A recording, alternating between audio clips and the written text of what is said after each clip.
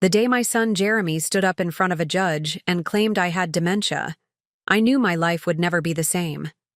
What he didn't expect was for me to stand up 6 months later in that same courtroom and prove that the only crazy person in our family was him. My name is Georgia Hartwell, and at 73 years old, I thought I knew everything about betrayal. I'd buried 2 husbands, raised 4 children mostly on my own, and built a successful antique restoration business from nothing. I'd survived the Great Recession, family feuds, and more heartbreak than most people see in a lifetime. Before we jump back in, tell us where you're tuning in from, and if this story touches you, make sure you're subscribed, because tomorrow I've saved something extra special for you. But nothing, absolutely nothing, prepared me for what my own flesh and blood would try to do to me. It all started on what should have been one of the happiest days of my life. I was sitting in my favorite armchair in the sunroom of my Victorian home in Millbrook Falls, Vermont, watching my great-granddaughter Coral, named after my dear friend who passed 5 years ago, take her first wobbly steps across the hardwood floor I'd refinished myself just 2 years earlier. At 73, I was still climbing ladders, still running my business, still driving myself to church every Sunday in my mint green 1987 Buick that ran like a dream. The doorbell rang just as little. Coral tumbled into my arms, giggling. I expected it to be my neighbor Agnes returning the casserole dish I'd lent her earlier that week. Instead, I found my son Jeremy standing on my wraparound porch with 2 people I'd never seen before. A thin woman in a severe gray suit clutching a clipboard, and a tall man with cold eyes who kept glancing around my property like he was cataloging everything. "Hello, Mother," Jeremy said, using that formal tone he'd adopted ever since his divorce from his wife Evelyn 3 years ago. "We need to talk." I should have known something was wrong. Jeremy lived in Boston, nearly 4 hours away, and rarely visited unless it was Christmas or someone had died. But I was holding my great-granddaughter, my heart full of joy, and I made the mistake of trusting my own son. "Of course, sweetheart," I said, bouncing Coral on my hip. "Come in, I'll put some coffee on." That's when the woman with the clipboard stepped forward. "Mrs. Hartwell, I'm Patricia Manning from Adult Protective Services. We've received some concerning reports about your welfare." The words hit me like ice water. I looked at Jeremy, expecting him to explain that this was some kind of mistake, some bureaucratic mix-up that we could sort out over coffee and cookies. Instead, he couldn't meet my eyes. "Reports?" I asked, my voice steady despite the sudden hammering of my heart. "What kind of reports?" Ms. Manning consulted her clipboard with practiced efficiency. "Reports of forgetfulness, confusion, unsafe living conditions, and concerns about your ability to care for yourself and make sound financial decisions." I felt Coral squirm in my arms, sensing the tension in the room, even at 18 months old. Through the archway, I could see into my immaculate living room, the antique furniture I'd lovingly restored, the Persian rugs I'd inherited from my mother, the family photographs arranged on tables I'd refinished with my own hands. Unsafe living. Conditions? The house was spotless, every surface gleaming, every piece in its proper place. "I'm sorry," I said, my voice getting stronger, "but there's been some mistake. I don't have any of those problems. Jeremy, tell them." "Mom," Jeremy interrupted, finally looking at me, and what I saw in his eyes chilled me to the bone. "We're worried about you. The family is worried. You've been different lately." Different. The word echoed in my mind as I tried to process what was happening. Different how? I ran my business just as efficiently as ever. My regular customers, like Mrs. Chen, who brought me furniture pieces every month, always complimented my work. Just last week, I'd completed a complex restoration on a 1890s writing desk that had required matching wood stains and rebuilding 3 damaged compartments. My hands were as steady as ever, my mind as sharp. "I don't understand," I said, looking between the 3 faces staring at me. "Jeremy, what exactly have you told these people?" The tall man spoke for the first time. I'm Dr. Stephen Reeves. I've reviewed the reports, and there are several incidents that suggest early-stage dementia. Incidents?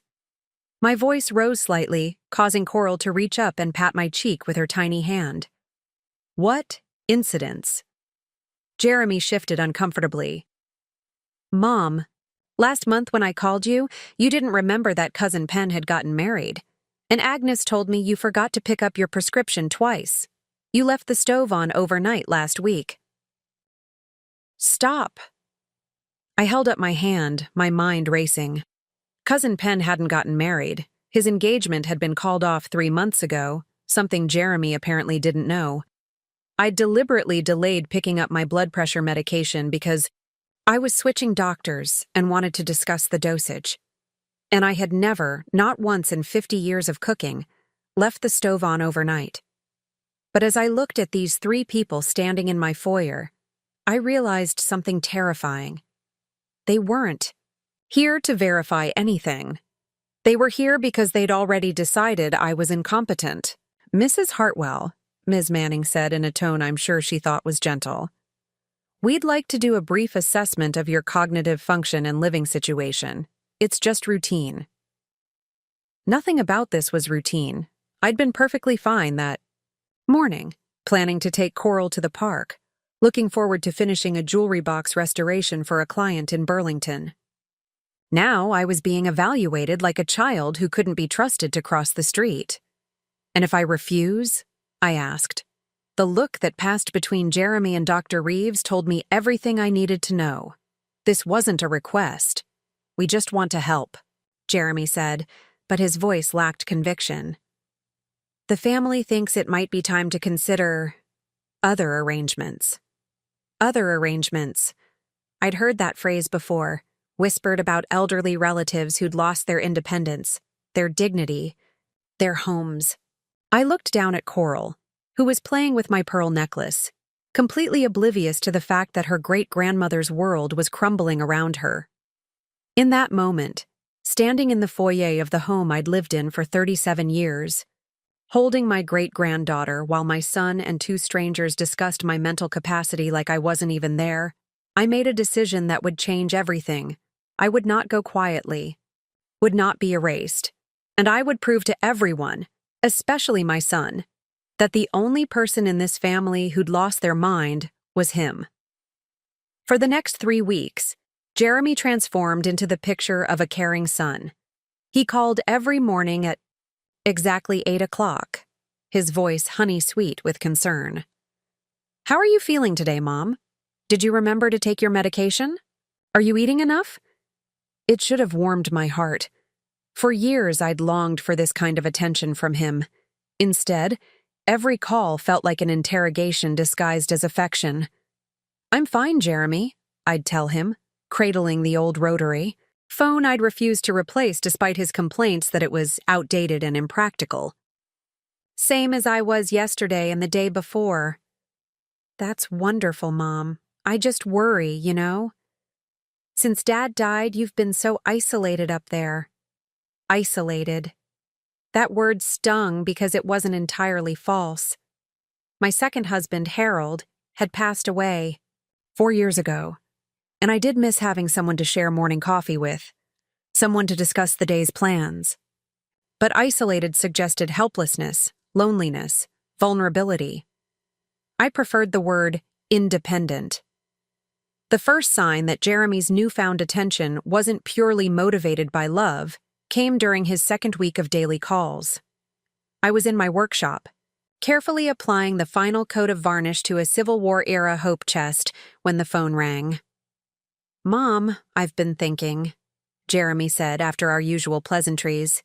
That house is awfully big for just one person, and those stairs to the second floor. They're getting dangerous, don't you think? I looked up from my work, brush suspended in midair. Jeremy, I've been walking up and down those stairs for 37 years. I think I can manage. But what if you fall? What if you have another episode like last month? What episode? I set down my brush, my full attention now on the conversation. Preparing and narrating this story took us a lot of time, so if you are enjoying it, subscribe to our channel. It means a lot to us. Now back to the story. Jeremy, what are you talking about? There was a pause, and I could almost hear him thinking. Agnes said you seemed confused when she visited. You couldn't remember where you'd put your reading glasses. I laughed, the sound echoing in my workshop. Sweetheart, I lose my reading glasses 3 times a day. It's not dementia, it's being human. Agnes and I even joked about it. But Jeremy pressed on as if I hadn't spoken. And Mrs. Chen mentioned that you seemed distracted during her last visit. She said you kept asking her to repeat herself. My blood began to simmer. Mrs. Chen had visited during a particularly windy day when the old windows rattled constantly. Of course, I'd asked her to repeat herself. I couldn't hear over the noise. But the way Jeremy presented it made it sound like I was slipping into some kind of mental fog. Jeremy, I said carefully, are you talking to my friends and neighbors about me? I'm just concerned, Mom. We all are. The family has been discussing... The family? I interrupted.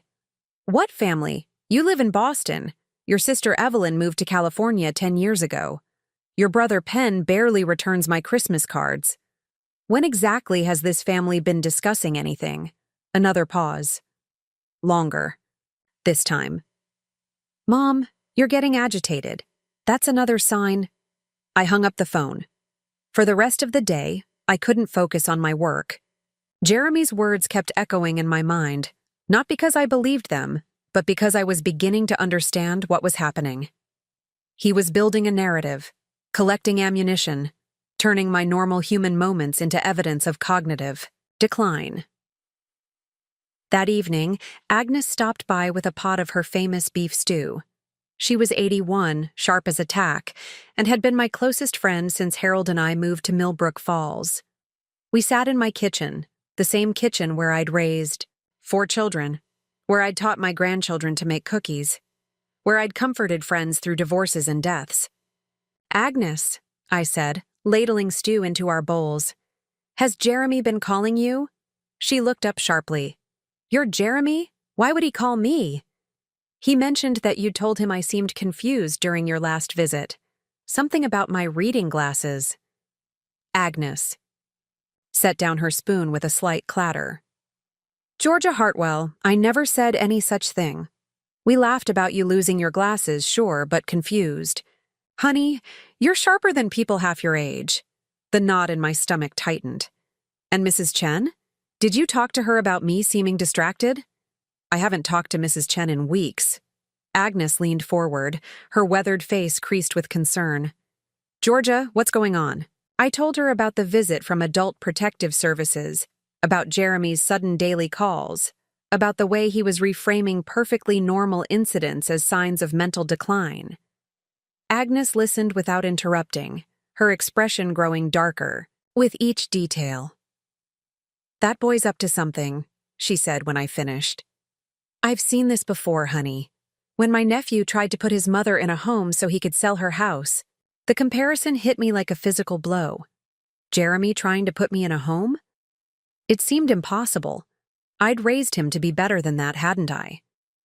But as the days passed, the evidence mounted. Jeremy's calls became more frequent and more leading. He'd ask questions designed to make me second-guess myself. Are you sure you locked the doors last night, Mom? Are you certain you turned off all the lights? You don't remember telling me about your dizzy spell yesterday? There had been no dizzy spell. I was certain of it. The most chilling moment came during a call the following week. Jeremy's voice carried a practiced sadness that made my skin crawl. Mom, I've been doing some research about memory care facilities in the area. Just in case, we need options down the road. Memory care facilities?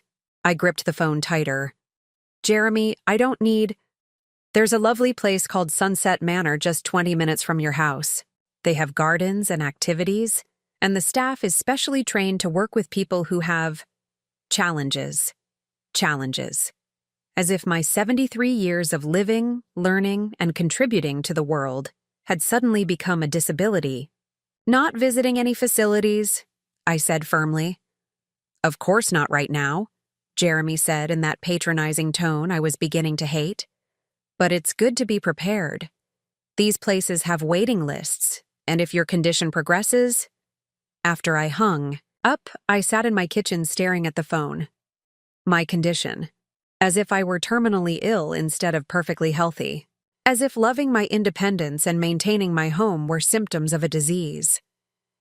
That night, I made my own phone calls. First to my doctor, Dr. Martinez, who assured me that my last physical had shown no signs of cognitive impairment. Then to my lawyer, old Mr. Patterson, who'd handled Harold's estate and my business contracts for years. Georgia, he said in his gravelly voice, if someone's trying to have you declared incompetent, you need to be very careful. These things can snowball quickly, and once the legal machinery starts moving, it's hard to stop. I thanked him and hung up, but his words echoed in my mind. Legal machinery. Was that what Jeremy was setting in motion? And if so, why? The answer would come sooner than I expected, and it would be worse than anything I could have imagined. The discovery that shattered my remaining illusions came not through Jeremy's lies, but through an accident involving my mailbox and Mrs. Chen's granddaughter. It was a crisp October morning, the kind that made Vermont postcard perfect with its explosion of red and gold leaves. I was in my workshop putting the finishing touches on a Victorian jewelry box when I heard the unmistakable sound of metal hitting pavement, followed by a string of creative curse words that would have made a sailor blush. Through my workshop window, I saw Mrs. Chen's 19-year-old granddaughter Lily standing next to her car, staring at my mailbox, which was now lying in several pieces on the road. The poor girl looked mortified. I hurried outside, my work apron, still tied around my waist. Lily, sweetheart, are you hurt? Oh, Mrs. Hartwell, I'm so sorry, she said near tears. I was texting and took the turn too sharp. I'll pay for a new mailbox, I promise. Don't you worry about that, I said, surveying the damage. These old mailboxes are held together with rust and prayer anyway. I've been meaning to replace it. As I knelt to gather the scattered mail, a thick envelope caught my attention. It was addressed to Jeremy at his Boston address, but someone had crossed out his address and written, "Forward to Georgia Hartwell," in handwriting I didn't recognize. Chiu Eyes? Return address made my blood run cold. Fairview Legal Group, Estate Planning and Elder Law. My hands trembled as I helped Lily gather the remaining mail. Why would an elder law firm be sending Jeremy correspondence that needed to be forwarded to me? And why didn't I know anything about it? After Lily left with promises to call a repair service for the mailbox, I sat in my kitchen staring at the envelope. Every instinct told me not to open mail addressed to my son, but every maternal instinct screamed that something was terribly wrong. I opened it. The letter was dated 3 weeks. Earlier, right around the time Jeremy had started his daily concern calls. It was addressed to Mr. Jeremy Hartwell regarding the competency evaluation for Georgia Hartwell, and thanked him for his detailed documentation of concerning incidents. My vision blurred as I read the clinical language describing my progressive, cognitive decline, and unsafe living conditions. According to this letter, Jeremy had been providing the law firm with a detailed log of my supposed deterioration for over 2 months. The firm was recommending immediate action to protect Mrs. Hartwell's assets and ensure her safety through proper guardianship proceedings. I read the letter 3 times before the full implications sank in. Jeremy wasn't just thinking about putting me in a home. He was actively working with lawyers to have me declared incompetent so he could control my life and my assets. My hands shaking, I called Agnes. "I need you to come over right now," I said without preamble. "And bring your reading glasses. We have a situation." 20 minutes later, Agnes sat across from me at my kitchen table, reading the letter with an expression that grew darker with each paragraph. "That little snake," she said finally, setting the letter down with disgust. "Georgia, This is serious. If he goes through with this, you could lose everything. Your house, your business, your independence. But it's all lies, I said, my voice sounding smaller than I intended. The incidents he's describing, they either didn't happen or he's twisting them completely. Agnes nodded grimly. Doesn't matter. Once you're in the system, proving your competence becomes your burden. And judges are busy people. They often rubber stamp these cases if the paperwork looks official enough. She was right, and we both knew it. I'd heard horror stories of elderly people being railroaded into nursing homes by relatives who wanted access to their money. I just never imagined my own son would be capable of such betrayal. There's more, I said, pulling out my phone with shaking fingers. I'd been documenting Jeremy's calls for the past week, writing down every false claim and leading question. Agnes read through my notes, her jaw tightening with each entry. He's been building a case against you, she said. Look at this pattern. Every call is designed to either confuse you or get you to say something he can use as evidence. That's when I remembered something that made my stomach lurch. 2 weeks ago, Jeremy had asked me about my financial accounts during one of his calls. He'd claimed he was just worried about online security and suggested I write down all my account numbers and passwords somewhere safe. I'd refused. But now I wondered, was that part of his plan too? If he gained guardianship, he'd have access to everything anyway. Agnes, I said slowly, what if this isn't just about control? What if he needs money? We looked at each other as the possibility settled between us like a dark cloud. Jeremy had gone through an expensive divorce 3 years ago. His construction business had struggled during the pandemic. What if he wasn't just trying to control my life? What if he was planning to pillage my assets? The phone rang, making us both jump. The caller ID showed Jeremy's number. Don't answer it, Agnes whispered, but I was already reaching for the phone. Hello, Jeremy, I said, my voice steady despite the turmoil in my chest. Hi, Mom. I was just calling to check on you. You sound tired? Are you feeling all right? There it was again, the leading question, designed to make me admit to weakness or confusion. But now I knew what he was really doing. I'm feeling perfectly fine, I said clearly. In fact, I had quite an interesting morning. I received some mail that wasn't meant for me. The silence on the other end of the line was deafening. Mail? Jeremy asked finally, his voice carefully neutral. From a law firm, Fairview Legal Group. Ring any bells? Another long pause. When Jeremy spoke again, his tone had shifted completely. Gone was the patronizing concern, replaced by something harder, more calculating. Mom, I think we need to have a serious conversation. Face to face. I think we do too, I said, but it's going to be on my terms, not yours. What's that supposed to mean? It means I know what you're trying to do, Jeremy, and I'm not going to let you destroy my life based on lies. I hung up before he could respond, my heart hammering in my chest. Agnes reached across the table and squeezed my hand. You've just declared war, she said quietly. I looked at the letter from the law firm, at my notes documenting Jeremy's deception, at the evidence of my son's betrayal spread across my kitchen table. Good, I said, because I intend to win. Jeremy arrived the next morning with reinforcements. I watched from my kitchen window as 3 cars pulled into my driveway. Jeremy's black BMW, followed by a white sedan I didn't recognize, and finally a silver SUV that made my heart sink. That SUV belonged to my daughter-in-law Evelyn, Jeremy's ex-wife, who had supposedly moved to California after their divorce. If Evelyn was here in Vermont, working with Jeremy despite their bitter separation, then this conspiracy ran deeper than I'd imagined. I opened the door before they could ring the bell, determined to maintain control of my own home. Jeremy stepped forward first, his face set in what I recognized as his lawyer expression.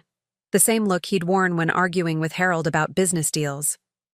"Mom, we need to talk," he said, pushing past me into my foyer without invitation. "This is Dr. Rebecca Walsh from the Millbrook Falls Medical Center, and you remember Evelyn." Dr. Walsh was a woman in her 40s with kind eyes that didn't match the clipboard in her hands. Evelyn hung back, refusing to meet my gaze. Her blonde hair shorter than I remembered, and her face thinner, more pinched. "I didn't invite any of you here," I said, closing the door but remaining standing. "And I certainly didn't request a medical evaluation." "Mom, please," Jeremy said, his voice taking on that patronizing tone I'd grown to despise. "We're all worried. About you. Your behavior yesterday on the phone was concerning." "My behavior?" I laughed, the sound sharp in the quiet foyer. "You mean when I discovered you've been plotting with lawyers behind my back?" Dr. Walsh looked uncomfortable, glancing between Jeremy and me. "Mrs. Hartwell, I'm here because your family is concerned about some cognitive changes they've observed. This is just a routine assessment." "Nothing about this is routine," I interrupted. "Doctor, has my son showed you the letter from Fairview Legal Group? The one where they thank him for his detailed documentation of my supposed decline?" The confusion on Dr. Walsh's face told me everything I needed to know. Jeremy hadn't shared that information with her. "I don't know what letter you're referring to," Dr. Walsh said carefully. "I'm here based on reports of confusion, memory loss, and concerns about your safety." "Whose reports?" I demanded, looking directly at Jeremy. "Because Agnes never said I was confused. Mrs. Chen never said I was distracted. You made those conversations up, didn't you?" Jeremy's jaw tightened. "Mom, you're being paranoid. That's another symptom." "Stop." I held up my hand, my voice cutting. Through his words like steel. "Don't you dare gaslight me in my own home. I know exactly what you're doing, and I know why." For the first time, Evelyn spoke up. "Georgia, we just want what's best for you. This house is too much to manage alone. And your finances, my finances?"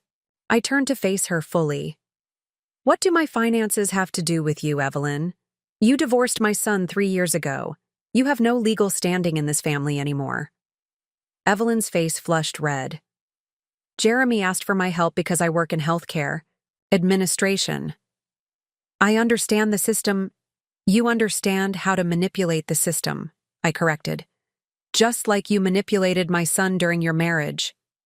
"That's enough," Jeremy snapped, his careful facade finally cracking. "Mom, you're clearly not thinking rationally. These outbursts, these accusations, they prove that we're right to be concerned." I looked at this man who had once been my little boy, who I'd rocked to sleep and nursed through fevers, who I'd cheered for at every Little League game and graduation. The stranger standing in my foyer bore his face, but the coldness in his eyes belonged to someone I didn't recognize. "You want to know what proves you're wrong?" I said quietly.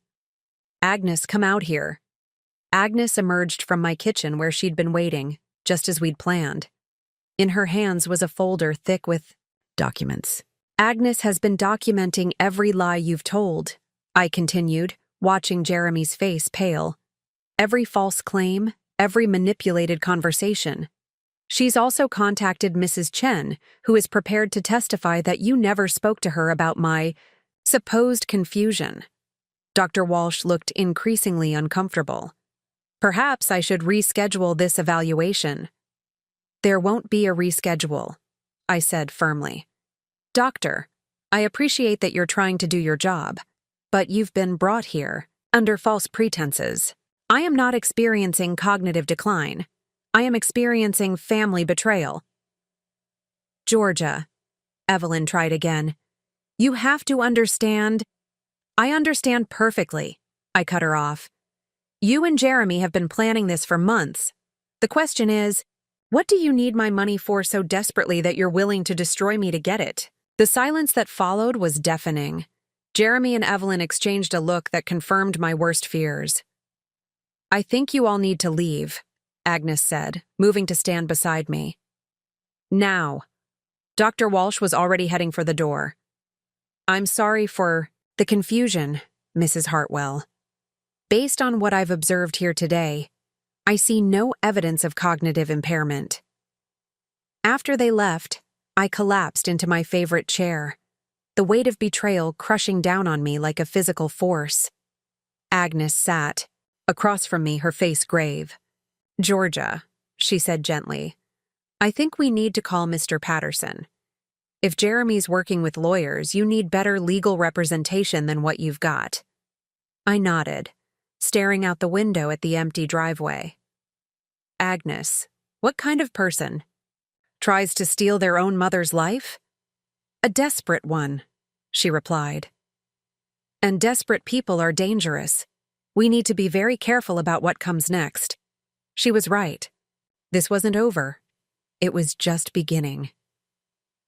That night, I sat in my workshop surrounded by half-finished restoration projects. But for the first time in months, I wasn't thinking about antiques. I was thinking about war. Agnes had gone home after we'd called Mr. Patterson, my lawyer, who'd agreed to see me first thing Monday morning. The house felt different now, not like the sanctuary it had been for 37 years, but like a fortress under siege.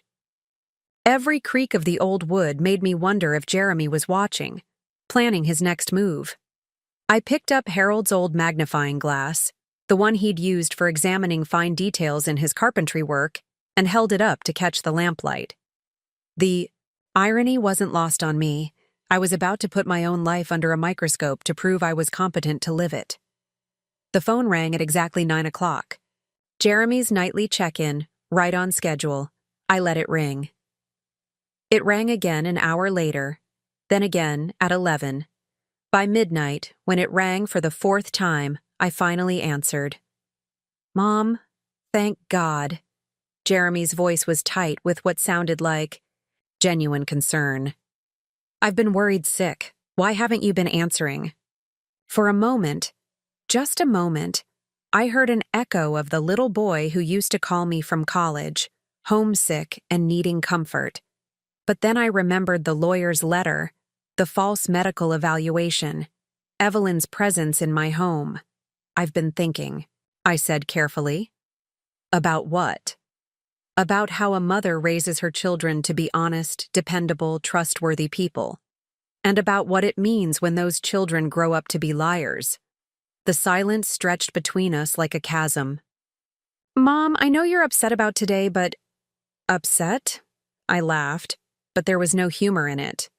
Jeremy, upset is when the grocery store runs out of my favorite tea. This goes far beyond upset. Everything we're doing is for your own good, he said, and I could hear him slipping back into that patronizing tone. You may not understand that now, but I understand more than you think, I interrupted. I understand that your construction business is failing. I understand that your divorce cost you more than you expected. I understand that my house is worth nearly $500,000 and my retirement accounts are worth even more. Another long silence. How did you… Jeremy started, then stopped himself.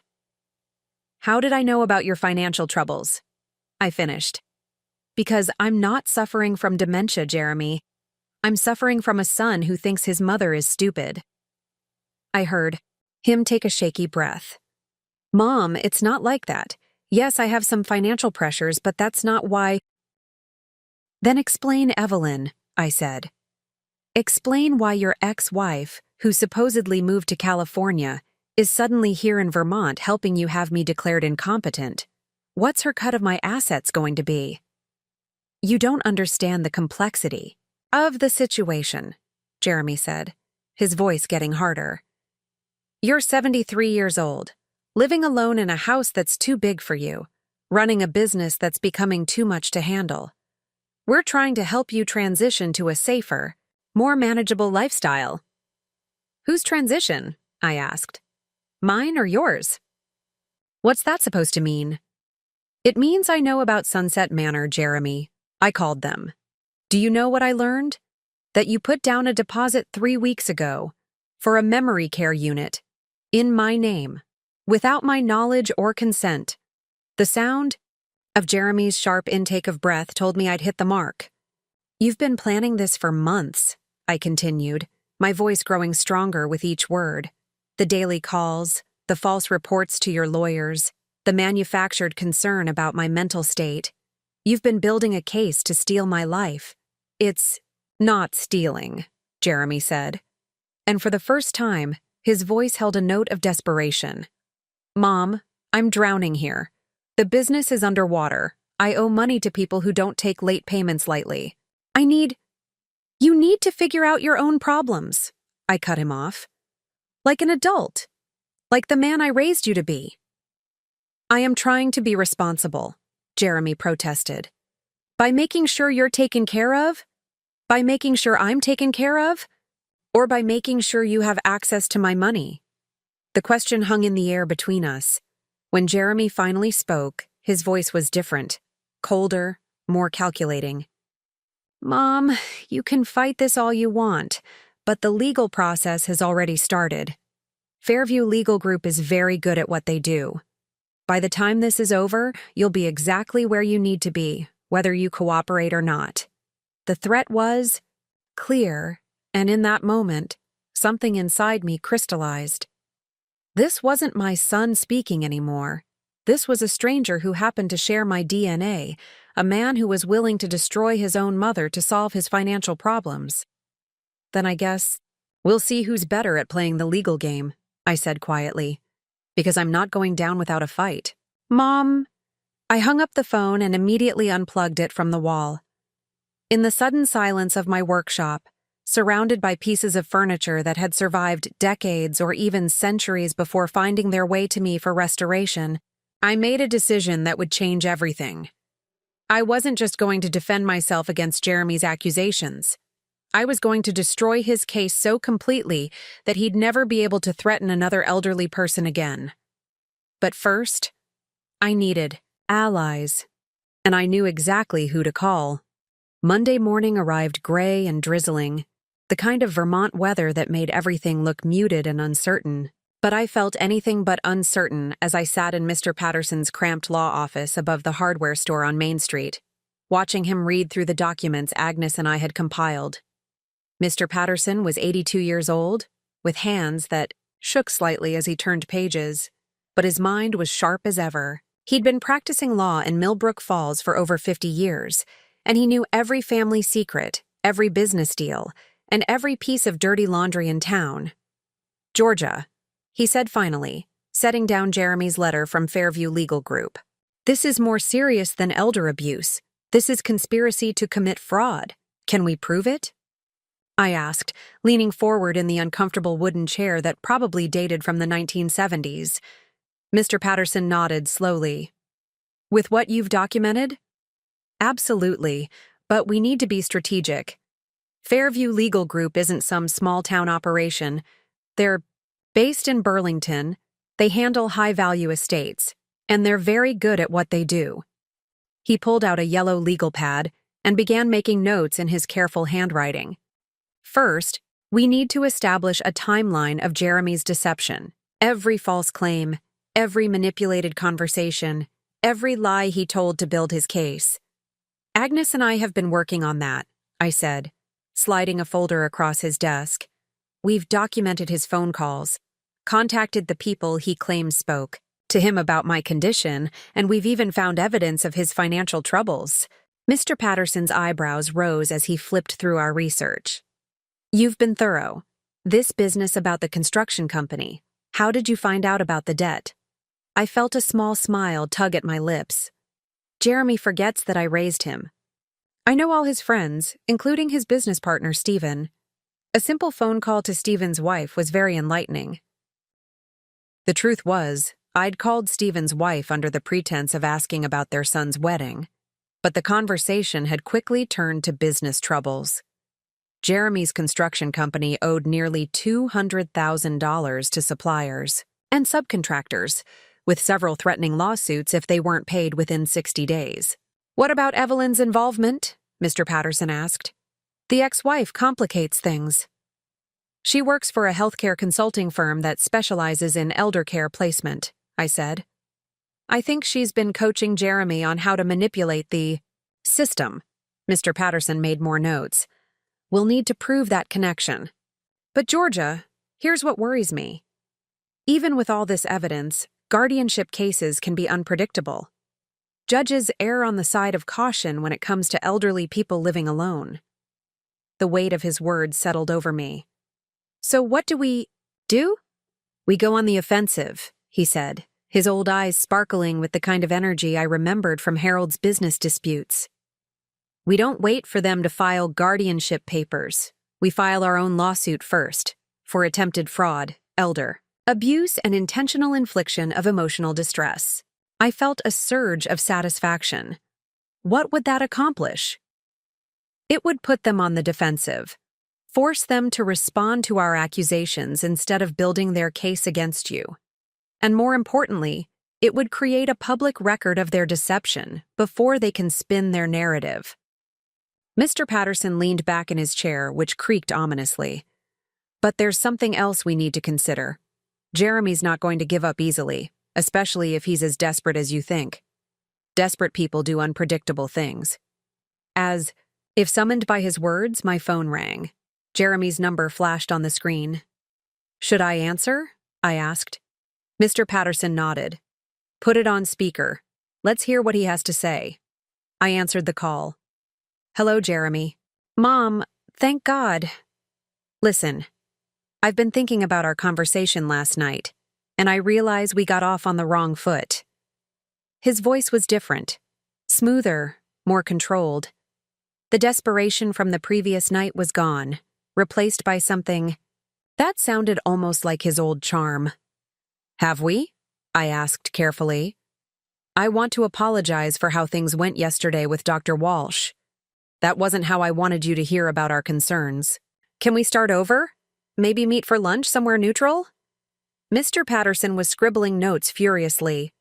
He's trying to manipulate you. Don't agree to meet alone. I don't think that's a good idea right now, Jeremy, I said. Mom, please, I'm your son. I love you. Can't we work this out as a family?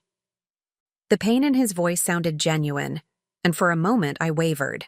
This was the boy I'd rocked to sleep, the teenager I'd stayed up waiting for on prom night, the young man who'd called me crying when his first marriage fell apart. But then I remembered the lawyer's letter, the deposit at Sunset Manor, Evelyn, standing in my foyer discussing my finances like I wasn't there. Jeremy, I said quietly, if you love me, then you'll call off whatever you're planning with Fairview Legal Group. The silence stretched for several seconds. When Jeremy spoke again, the charm was gone. I can't do that, Mom. The process has already started, but if you cooperate, if you work with us instead of against us, we can make this as easy as possible for everyone. Easy for everyone? Or easy for you? I asked. Mom, you're not thinking clearly about this. You're 73 years old, living alone, making decisions that could affect your safety and your financial security. We're trying to protect you. Mr. Patterson held up a sign he'd written. Ask him about the money. Protect me from what? Jeremy? From living in my own home? From running my own business? Or from having control over my own money? This isn't about money, Jeremy said, but his voice lacked conviction. Then you won't mind if I change my will, I said. Remove you. As beneficiary, leave everything to charity instead. The explosion on the other end of the line was immediate and telling. You can't do that. Mom, that money, that house, it's been in our family for generations. You can't just throw it away. So it is about the money, I said quietly. Jeremy seemed to realize what he'd revealed. Mom, we'll talk about this later when you're feeling more rational. He hung up before I could respond. Mr. Patterson and I sat in silence for a moment, the weight of Jeremy's words hanging in the air. Well, Mr. Patterson said finally, that was enlightening. Georgia, are you ready to go to war with your own son? I Thought about little Coral taking her first steps, about the antiques I'd lovingly restored, about the life I'd built in Millbrook Falls. I thought about Jeremy's cold eyes and Evelyn's calculating presence in my home. Yes, I said. I'm ready. For the next 2 weeks, I became an actress in my own life. Jeremy's threat about the legal process having already started haunted me, but Mr. Patterson's strategy was clear. Let them think they were winning while we built an ironclad case. Tiak. Performance began with a phone call I made to Jeremy that Tuesday evening, my voice carefully crafted to sound tired and confused. Jeremy? I said, allowing a slight tremor to creep into my words. I've been thinking about what you said, about getting help. The satisfaction in his voice was immediate and nauseating. Oh, Mom, I'm so glad. I know this is hard, but we really do want what's best for you. I know, sweetheart, I said, hating every word. Maybe you're right about me needing more support. Within hours, Jeremy was back at my door, this time accompanied by a woman from Sunset Manor named Patricia Grayson. She was professional and kind, with the sort of soothing voice that probably worked wonders on genuinely confused elderly people. Mrs. Hartwell, she said, settling into my living room with a folder full of glossy brochures. Your son tells me you're interested in learning more about our memory care community. I nodded weakly, playing the part of a woman beginning to accept her supposed limitations. It's just, this house is getting to be too much. What followed was a carefully choreographed tour of surrender. I asked questions that made me sound uncertain about basic daily tasks. I mentioned forgetting things and expressed worry about living alone. All the while, Agnes sat in the kitchen with a tape recorder, documenting every word Jeremy and Patricia said when they thought I was out of earshot. The financial arrangements are quite straightforward, Patricia explained to Jeremy, as I pretended to struggle with the coffee maker in the kitchen. With your mother's assets, she could easily afford our premium care package. The house sale would cover the first 5 years, and her retirement accounts would handle long-term care. Jeremy's response chilled me to the bone. And the timeline for moving her in? We could have everything arranged within 2 weeks of the guardianship approval, Patricia said. Dr. Reeves' preliminary assessment was very helpful in expediting the process. I nearly dropped the coffee pot. Dr. Reeves, the man who had accompanied Jeremy on his first visit, had apparently provided an assessment without ever actually examining me. Mr. Patterson would find that very interesting. The hardest part of the deception came when I had to sign papers. Jeremy presented them as preliminary documents to help with the transition. In reality, as Mr. Patterson later confirmed, they were financial disclosure forms that would give Jeremy access to detailed information about all my accounts and assets. Just sign here, Mom, Jeremy said, his finger pointing to signature lines. This just authorizes me to help manage your affairs during the transition. I signed Georgia Hartwell with deliberately shaky handwriting, playing up the image of a woman whose faculties were declining. But what Jeremy didn't know was that I had already moved the majority of my assets to a new account at a different bank, leaving only enough in the original accounts to avoid suspicion. The most difficult moment came when Jeremy brought Evelyn to discuss downsizing my possessions. They walked through my house like vultures, pointing at antiques I'd collected over decades, furniture I'd lovingly restored, artwork Harold and I had chosen together. This dining room set would look beautiful in my house, Evelyn said, running her hand over the mahogany table I'd spent 3 months refinishing. And these china pieces are so lovely.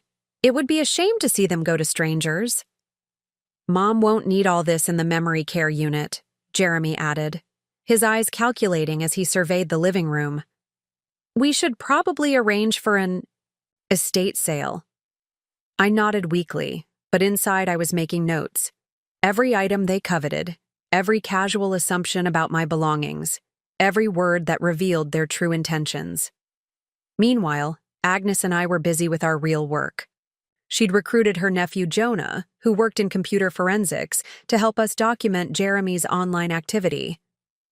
We discovered he'd been researching guardianship laws for months, had contacted multiple elder law firms, and had even posted in online forums asking for advice about dealing with a stubborn elderly parent.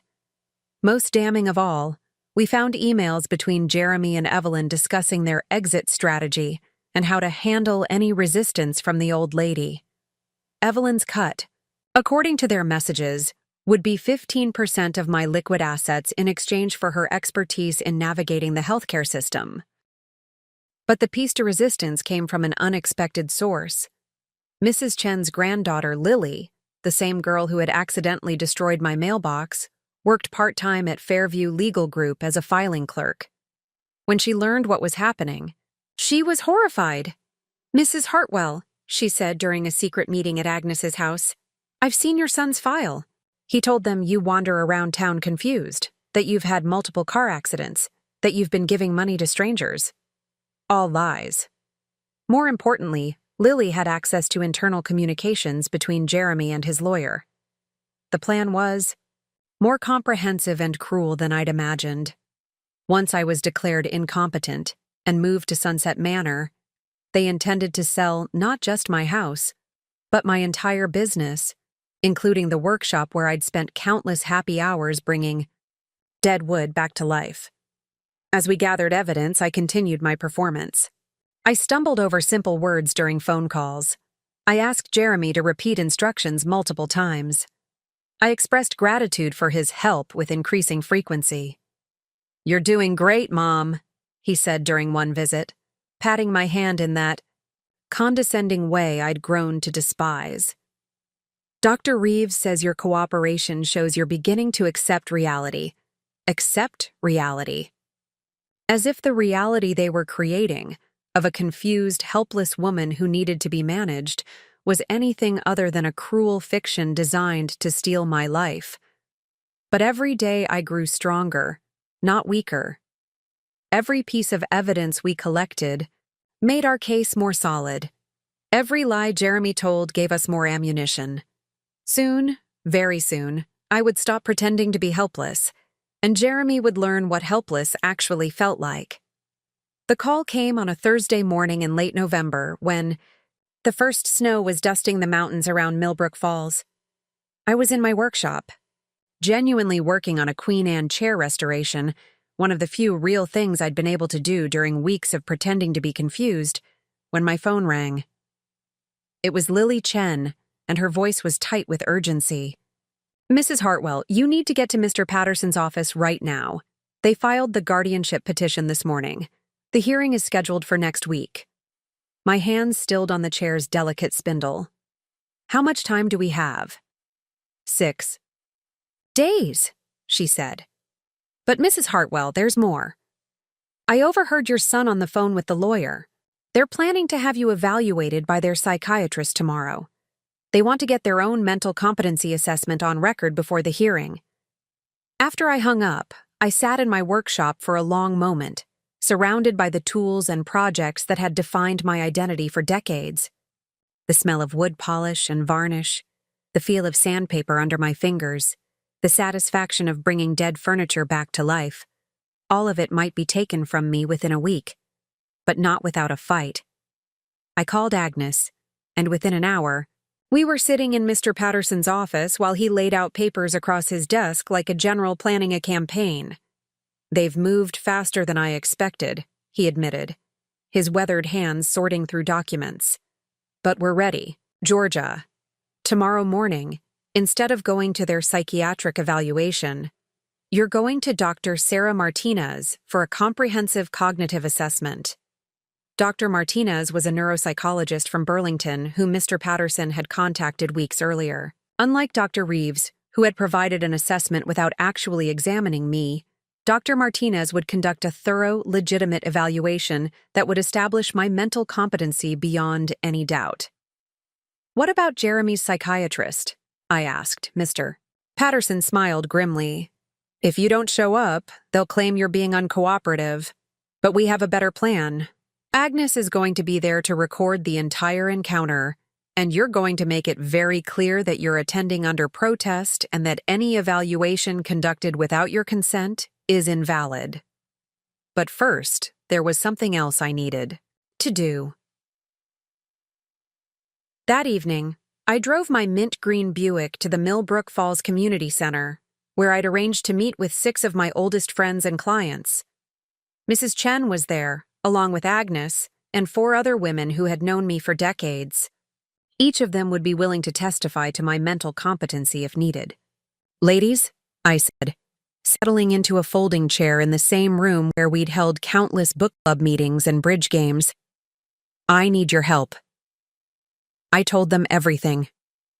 The fake dementia claims, Jeremy's financial desperation, the conspiracy, with Evelyn, the plans to steal my assets and put me in a memory care facility against my will. When I finished, the silence was deafening. Then Mrs. Chen spoke up, her voice trembling with anger. "That boy should be ashamed of himself. Georgia, you raised him better than this." "What can we do?" asked Marlene, who had been bringing me antiques to restore for 15 years. "Be witnesses," I said. "If this goes to court, I need people who can testify that I'm the same sharp, capable woman I've always been." Over the next hour, we planned my liberation. Not just from Jeremy's scheme, but from the prison of pretense I'd been living in for weeks. Tomorrow I would stop pretending to be confused. Tomorrow I would show everyone exactly who Georgia Hartwell really was. The next morning, I arrived at Jeremy's psychiatrist appointment 15 minutes early, driving myself in my Buick with Agnes as my passenger. Jeremy was waiting in the parking lot, clearly surprised to see me behind the wheel. "Mom," he said, hurrying over as I parked with perfect precision between the lines. "I was going to pick you up. You shouldn't be driving." "I've been driving for 57 years without incident," I interrupted, stepping out of the car with steady grace. "I think I can manage a 10-minute trip to town." Inside the office, Dr. Richard Sterling, Jeremy's chosen psychiatrist, was a thin man with cold eyes who barely looked up from his clipboard when we entered. He was clearly expecting a confused, malleable elderly woman. What he got was something entirely different. "Dr. Sterling," I said, settling into the chair across from his desk with perfect posture. "Before we begin, I want to state for the record that I'm here under protest. I have not consented to this evaluation, and I consider any assessment you provide to be invalid and potentially fraudulent." Dr. Sterling blinked, clearly thrown off his script. "Mrs. Hartwell, your son is concerned about your cognitive function." "My son is concerned about his access to my bank accounts," I corrected. "Doctor, are you aware that my son has significant financial debts and stands to inherit approximately $800,000 if I'm declared incompetent?" Jeremy shifted, uncomfortably in his chair. "Mom, that's not what this is about, isn't it?" I turned to face him directly. "Jeremy, tell Dr. Sterling about the deposit you put down at Sunset Manor. Tell him about your emails with Evelyn discussing your exit strategy. Tell him about the 15% of my assets you've promised her." The color drained from Jeremy's face. Dr. Sterling looked confused, glancing between us. "I'm not sure what you're referring to," Dr. Sterling said carefully. "Then you're not properly informed to conduct this evaluation," I replied. "Agnes, are you recording this?" Agnes held up her phone. "Every word." Dr. Sterling set down his clipboard. "I think perhaps we should reschedule this appointment." "There. Won't be a rescheduling," I said, standing up. "Dr. Sterling, if you provide any assessment of my mental state based on this encounter, I will file a complaint with the state medical board for conducting an evaluation without proper consent or information." As we walked out of the office, Jeremy hurried after us. "Mom, what's gotten into you?" I stopped in the parking lot and turned to face my son. Really face him. For the first time in weeks. "What's gotten into me is clarity," I said. "Jeremy, I'm done pretending to be confused. I'm done pretending to be helpless. And I'm done pretending to be the victim in your scheme." I got into my car, started the engine with steady hands, and drove away, leaving Jeremy standing in the parking lot with his mouth hanging open. For the first time in weeks, I felt like myself again, free. The phone started ringing that afternoon and didn't stop for 3 days. The first call came from Fairview Legal Group. Jeremy's lawyer, Martin Ashford, sounded rattled when I answered. "Mrs. Hartwell, I understand. There was some confusion at your psychiatric evaluation today. Perhaps we can reschedule—" "Mr. Ashford," I interrupted. "There was no confusion. Your client has been lying to you, and I have documentation to prove it." The silence on the other end was telling. "Mrs. Hartwell, I think there may be some misunderstanding about your son's intentions." "No misunderstanding at all. I know exactly what Jeremy's intentions are. The question is, do you want to be party to elder abuse and fraud, or would you prefer to withdraw from this case?" I hung up before he could respond. The second call came from Sunset Manor. Patricia Grayson's voice was carefully neutral as she asked about adjusting our timeline for your transition. "There won't be a transition," I said. "And if I find out that Jeremy forged my signature on any agreements with your facility, I'll be filing criminal charges." But it was the third call that told me everything I needed to know about how quickly Jeremy's carefully constructed house of cards was collapsing. It came from Stephen, Jeremy's business partner, and his voice was tight with barely controlled anger. "Georgia, I just found out what Jeremy's been planning. I had no idea he was trying to have you declared incompetent. That's not the man I thought I knew." "What's happening with the business, Stephen?" I asked gently. "I confronted him this afternoon. Asked him point blank if he was counting on your money to save the company." Stephen's voice cracked. "He didn't deny it, Georgia. He said it was a family solution to a family problem. I told him to find himself a new partner." Within hours, word was spreading through Millbrook Falls like wildfire. In a small town, there are no secrets, and Jeremy's scheme was becoming public knowledge.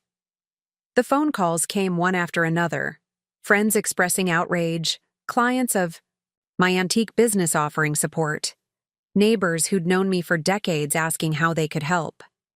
But the most satisfying call came from Dr. Martinez's office, confirming my appointment for the comprehensive cognitive assessment that would officially establish my mental competency. Meanwhile, Jeremy's world was imploding. Agnes reported that she'd seen him at the bank that morning, and according to her friend who worked there, he'd been trying unsuccessfully to get emergency loans. Evelyn had apparently disappeared back to California when she realized the scheme was falling apart, leaving Jeremy to face the consequences alone. The final blow came that evening when Mr. Patterson called with news that made me smile for the first time in weeks. "Georgia, I've been in contact with the district attorney's office. They're very interested in the evidence we've compiled. Apparently, this isn't Jeremy's first attempt at financial elder abuse. They've had reports about his construction business, pressuring elderly clients into unnecessary renovations." "So, what happens now?" I asked. "Now we go on the offensive. Tomorrow we file our lawsuit, and I guarantee you, by the time we're done, Jeremy will never be able to threaten another elderly person again." As I hung up the phone, I looked around my house where I would continue to live independently, running my business and making my own decisions. Jeremy had wanted to declare me incompetent. Instead, he'd proven exactly the opposite. Jeremy showed up at my door at 7 a.m, 3 days before the scheduled guardianship hearing that would no longer be happening. I watched him through my kitchen window as he sat in his car for nearly 10 minutes, clearly working up the courage to face me. When he finally knocked, I was ready. I opened the door to find a man I barely recognized. Jeremy's usual confident demeanor had crumbled into something desperate and hollow. His clothes were wrinkled, his hair unwashed, and his eyes held the look of someone who'd been awake for days. "Mom," he said, his voice barely above a whisper. "Can we talk?" I stepped aside to let him in, but I didn't offer coffee or invite him to sit. We stood in my foyer, the same spot where this nightmare had begun weeks ago, facing each other like strangers. "I'm listening," I said. Jeremy's hands shook as he ran them through his hair. "I don't know how to begin." "Try the truth," I suggested. "It's refreshingly simple." He flinched at my tone. "Mom, I never meant for it to go this far.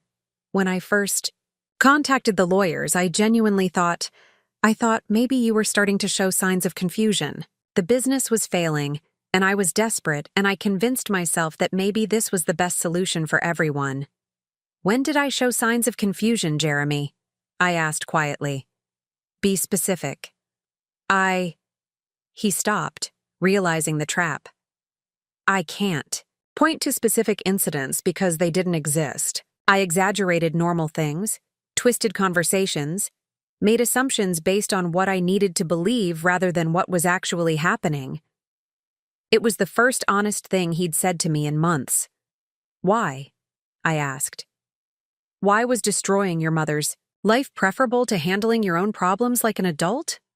Jeremy's face crumpled. "Because I was drowning, and you had a life preserver, and I couldn't see any other way to save myself." He looked up at me with tears in his eyes. "But I never considered what I was doing to you. I never stopped to think about how it would feel to have your own son try to steal your life. And Evelyn? Gone. Back to California. She wants nothing to do with any of this now that it's falling apart." His laugh was bitter. "Turns out loyalty isn't one of her strong suits." "What do you want? From me, Jeremy?" He took a shaky breath. "I want to withdraw the guardianship petition. I want to make this right somehow, even though I know I probably can't. And I want to apologize, though I know that's not enough." I studied his face, looking for signs of deception, for the calculating coldness that had terrified me in recent weeks. What I saw instead was my son, broken, ashamed, but finally honest. "Jeremy," I said quietly, "you're right. An apology isn't enough. What you did was criminal. You tried to steal my independence, my dignity, my entire life because you made poor business decisions." "I know." His voice was barely audible. "But," I continued, and his head snapped up, "you're still my son, and despite everything you've put me through, I still love you." The relief on his face was immediate and overwhelming. "Mom, I'm not finished," I said firmly. "You will face consequences for what you've done. Legal consequences, financial consequences, and personal consequences. Our relationship will never be the same. But if you're willing to take responsibility for your actions and make genuine amends, then maybe, we can find a way forward." Jeremy nodded frantically. "Anything. I'll do anything." "We'll see," I said. "But first, you have a guardianship petition to withdraw and some very sincere apologies to make to a lot of people." As I watched him leave, I felt something I hadn't expected. Hope. Not for Jeremy's redemption, that would take years to earn, but hope that maybe, finally, the truth was setting us both free. The Millbrook Falls Courthouse was a stately brick building that had presided over the town's legal matters for over a century. On the morning of what should have been my guardianship hearing, I walked up its granite steps with my head held high, flanked by Agnes and Mr. Patterson. Jeremy had withdrawn the guardianship petition 2 days earlier, but we had requested this hearing anyway. Today wasn't about defending my competency, it was about establishing the truth on the public record. Judge Eleanor Morrison was a woman in her 60s who had a reputation for no-nonsense justice. She looked over her reading glasses as we filed into the small courtroom, which was surprisingly full. Word had spread through Millbrook Falls, and it seemed half the town had come to witness what the local paper was calling the case that exposed a family's dark secret. "Mrs. Hartwell," Judge Morrison said as I took my place at the plaintiff's table, "I understand you have requested this hearing to establish certain facts for the record, despite the withdrawal of the guardianship petition." "Yes, Your Honor," I replied, my voice steady and clear. I want to ensure that what happened to me can never happen to another elderly person in this community. Jeremy sat at the defendant's table with a court-appointed attorney, since Martin Ashford had withdrawn from the case.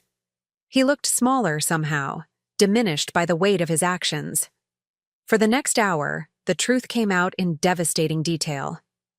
Agnes testified about Jeremy's lies regarding my supposed confusion. Mrs. Chen took the stand to confirm that Jeremy had never contacted her about my mental state. Lily Chen, despite her nervous stutter, courageously testified about the emails she'd seen at Fairview Legal Group describing Jeremy and Evelyn's exit strategy. But the most damning testimony came from Dr. Martinez, the neuropsychologist who had conducted my legitimate cognitive assessment. "Your Honor," she said, consulting her notes, "Mrs. Hartwell scored in the 95th percentile for her age group on every cognitive test we administered. Her memory, reasoning ability, and mental acuity are all well above average. There is absolutely no evidence of dementia or any other cognitive impairment." When it was my turn to testify, I stood at the witness stand and looked directly at Jeremy as I spoke. "Your Honor, my son didn't just try to steal my money. He tried to steal my identity, my dignity, and my right to live my own life. He manufactured a medical condition that didn't exist, manipulated healthcare professionals, and attempted to use the legal system to commit what amounts to kidnapping." I paused, watching Jeremy's face crumple with shame. But I also want the record to show that I stand here today not as a victim, but as a survivor. At 73 years old, I have proven that I am more than capable of defending myself, managing my affairs, and making my own decisions about my life. Judge Morrison nodded gravely. "Mrs. Hartwell, the court finds that you have been the victim of attempted elder abuse and fraud. Mr. Hartwell, you will be required to make full restitution for any legal fees incurred by your mother, and I am referring this case to the district attorney for potential criminal prosecution." Jeremy stood slowly. "Your Honor, I would like to formally apologize to my mother and to this court for my actions. I take full responsibility for what I've done." Judge Morrison's expression softened slightly. "Mr. Hartwell, accountability is the first step toward redemption. I hope you take that lesson to heart." As we left the courthouse, I felt something I hadn't experienced in months: complete and total vindication. The truth had set me free. 6 months later, I stood in my workshop on a bright spring morning, applying the final coat of stain to a mahogany desk that had been damaged in a house fire. The smell of wood polish and the feel of the brush in my steady hands reminded me of how far I'd come. Jeremy had faced the consequences of his actions. He'd been sentenced to community service and probation, lost his construction business, and was slowly working to rebuild his life from the ground up. More importantly, he was attending counseling and had started making genuine amends, not just to me, but to the elderly clients his business had overcharged over the years. Our relationship was different now. The easy trust was gone, perhaps forever, but something more honest had taken its place. Jeremy called every Sunday, not to check on my condition, but simply to talk. We were learning to be adults together, mother and son without the old patterns of dependence and manipulation. Agnes knocked on my workshop door, carrying 2 steaming mugs of coffee. "How's the desk coming along?" "Almost finished," I said, setting down my brush. "Mrs. Patterson will be pleased. It's for her granddaughter's college dorm room." Through the window, I could see my mint green Buick in the driveway, still running. Like a dream. My house stood solid and beautiful around me, filled with antiques I'd restored and memories I'd made. Most importantly, it was still mine. "You know," Agnes said, settling into the old rocking chair I kept in the corner, "when Jeremy first tried to have you declared incompetent, I was terrified for you." "And now?" I asked. She smiled. "Now I think he was right about one thing. You are definitely not ordinary." Any ordinary person would have been destroyed by what he put you through. I picked up my brush and returned to my work. Agnes, I've learned something important over these past months. They tried to convince everyone I was losing my mind, but the truth is I found it. The real me. The woman who won't be erased or discarded or managed by anyone. Outside my window, spring was painting Vermont in shades of green and gold. Inside my workshop, surrounded by projects that would outlive us all, I was exactly where I belonged. At 73 years old, I was finally writing my own story, and it was far from over. Up next, you've got 2 more standout stories right on your screen. If this one hit the mark, you won't want to pass these up. Just click and check them out. And don't forget to subscribe and turn on the notification bell so you don't miss any upload from us.